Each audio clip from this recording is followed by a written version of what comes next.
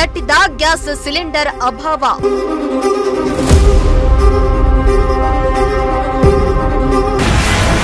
Cylinder ಸಿಗದೆ ತುಮಕೂರಿನ ಪ್ರತಿಷ್ಠಿತ ಹೋಟೆಲ್ ಬಂದ್.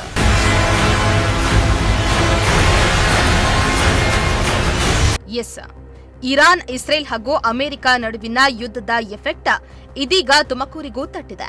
ಇಂಧನ ಸಾಗಾಣಿಕೆಯ ಪ್ರಮುಖ ಮಾರ್ಗವಾಗಿರುವ ಹಾರ್ಮುಜ್ ಜಲಸಂಧಿ ಬಂದ್ ಆಗಿರುವ ಹಿನ್ನೆಲೆ ದೇಶದ ಹಲವು ಭಾಗಗಳಲ್ಲಿ ಇಂಧನ ಮತ್ತು ಗ್ಯಾಸ್ ಸಿಲಿಂಡರ್ ಪೂರೈಕೆಯಲ್ಲಿ ವ್ಯತ್ಯಯ ಉಂಟಾಗಿದೆ.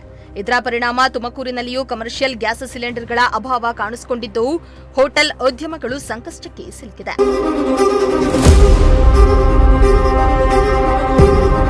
ಇನ್ನು ಗ್ಯಾಸ್ ಸಿಲಿಂಡರ್ ಬಿಸಿ ತುಮಕೂರಿಗೂ ತಟ್ಟಿದ್ದು ನಗರದ ಹೊರಪೇಟೆಯಲ್ಲಿರುವ ಪ್ರಸಿದ್ಧವಾದ ಪ್ರಸಾದ್ ಹೋಟೆಲ್ ಕೂಡ ಗ್ಯಾಸ್ ಸಿಲಿಂಡರ್ ಸಿಗದ ಕಾರಣ ತಾತ್ಕಾಲಿಕವಾಗಿ ಬಂದ್ ಮಾಡಲಾಗಿದೆ. ಪ್ರತಿನಿತ್ಯ ನೂರಾರು ಗ್ರಾಹಕರು ಊಟ ತಿಂಡಿಗಾಗಿ ಬರ್ತಾ ಇದ್ದ ಈ ಪ್ರತಿಷ್ಠಿತ ಹೋಟೆಲ್ ಪ್ರಸಾದ್ ಹೋಟೆಲ್ಗೂ ಕೂಡ ಸಿಲಿಂಡರ್ ದೊರೆಯದ ಕಾರಣ ಬೀಗ ಹಾಕಬೇಕಾದ ಪರಿಸ್ಥಿತಿ ಎದುರಾಗಿದೆ. ಇನ್ನು ಹೋಟೆಲ್ ಬಂದ್ ಆದ ಕಾರಣ ಸಿಬ್ಬಂದಿಗೂ ರಜೆ ನೀಡಿದ್ದು ಗ್ಯಾಸ್ ಪೂರೈಕೆ ಸರಿಯಾದ ಬಳಿಕ ಮಾತ್ರ ಮತ್ತೆ ಹೋಟೆಲ್ ಆರಂಭಿಸುವ ನಿರ್ಧಾರವನ್ನ ಕೈಗೊಂಡಿದ್ದಾರೆ. ಅದೇ ಸರ್, ಈಗ ಸಿಲಿಂಡರ್ ಇಲ್ವಲ್ಲ ಸರ್, ಅದಕ್ಕೋಸ್ಕರ ಹೋಟೆಲ್ ಕ್ಲೋಸ್ ಮಾಡಿದ್ದೀವಿ. ಯಾವಾಗಿಂದ ಕ್ಲೋಸ್? ಅಲ್ಲ, ನಿನ್ನೆಯಿಂದ ಕ್ಲೋಸ್ ಮಾಡಿದ್ವಿ. 2 ದಿವಸ ಆಯ್ತು ಇವತ್ತಿಗೆ ಕ್ಲೋಸ್ ಮಾಡಿ.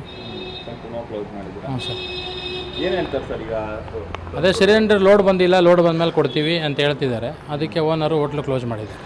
ಯಾವ ಹೋಟ್ಲು ಮತ್ತೆ ಸರ್? ಯಾವ ಹೋಟ್ಲು? ಈ ಹೋಟ್ಲ್ ಹೆಸರಾ ಪ್ರಸಾದ್ ಹೋಟ್ಲು ಅಂತ, ಹೊರಪೇಟೆ ಸರ್ಕಲ್ ಪ್ರಸಾದ್ ಹೋಟ್ಲು. ನೂರಾರು ಜನ ಬರ್ತಾರೆ ಪ್ರಸಾದ್ ಹೋಟೆಲ್ಗೆ.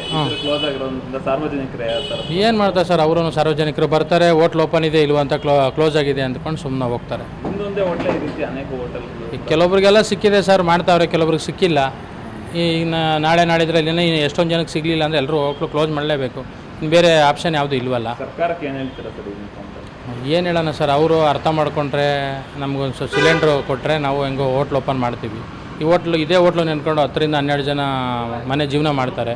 ಅವರು ಹೆಂಗೋ ಸ್ವಲ್ಪ ಜೀವನ ಮಾಡ್ಕೊಂಡು ಹೋಗ್ಬೋದು ಸಿಲಿಂಡ್ರ್ ಕೊಟ್ಟರೆ. ಇಲ್ಲ ಅಂದರೆ ಕಷ್ಟ ಆಗುತ್ತೆ. ಸಿಬ್ಬಂದಿಗಳು ಎಷ್ಟು ಜನ ಕೆಲಸ ಮಾಡ್ತಾರೆ? 10 ರಿಂದ 12 ಜನ ಮಾಡ್ತಾರೆ ಸರ್ ಕೆಲಸ. ಅವ್ರಿಗೂ ಎಲ್ಲ ರಜೆ ಕೊಟ್ಟಿದ್ದಾರೆ.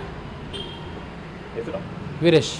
ಇನ್ನು ಜಿಲ್ಲೆಯ ಹಲವು ಹೋಟೆಲ್ ಮಾಲೀಕರು ಕೂಡ ಕಮರ್ಷಿಯಲ್ ಗ್ಯಾಸ್ ಸಿಲಿಂಡರ್ ಕೊರತೆಯಿಂದ ತೀವ್ರ ಸಂಕಷ್ಟಕ್ಕೆ ಸಿಲುಕಿದ್ದು ಕೆಲ ಹೋಟೆಲ್ಗಳಲ್ಲಿ ಬೆಳಗಿನ ತಿಂಡಿ ಮಾತ್ರ ನೀಡುತ್ತಿದ್ದಾರೆ.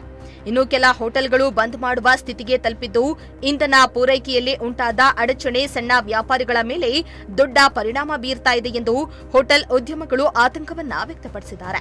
ಇದೇ ರೀತಿ ಸಮಸ್ಯೆ ಮುಂದುವರೆದರೆ ಹೋಟೆಲ್ ಉದ್ಯಮ ಮಾತ್ರವಲ್ಲದೆ ದಿನನಿತ್ಯ ಊಟ ತಿಂಡಿಗಾಗಿ ಹೋಟೆಲ್ ಅವಲಂಬಿಸಿರುವ ಜನರಿಗೂ ತೊಂದರೆ ಉಂಟಾಗುವ ಸಾಧ್ಯತೆ ಇದೆ. ಕ್ಯಾಮರಾ ಪರ್ಸನ್ ಶಾಬಾಜ್ ಜೊತೆ ದೀಪಕ್ ಕೆಂಕೆರೆ, ಪ್ರಜಾಶಕ್ತಿ ಟಿವಿ, ತುಮಕೂರು.